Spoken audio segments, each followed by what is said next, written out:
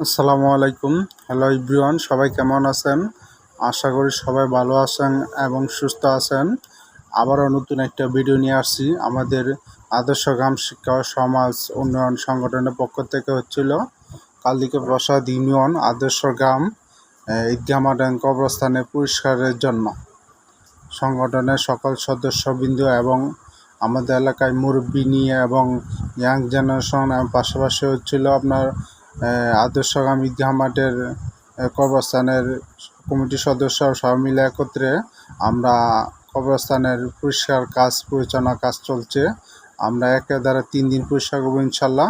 আমরা প্রথম দিন তো আমরা মোটামুটি আমরা 3 ভাগের 1 ভাগ কাজ করতে পারছি, আর 2 ভাগ করতে পারি না। কারণ হচ্ছিল আমরা অনেক ক্লান্ত হয়ে গেছি, এই জন্য আমরা সবগুলো পরিষ্কার করতে পারি না পুরোটা আমাদের কবরস্থান।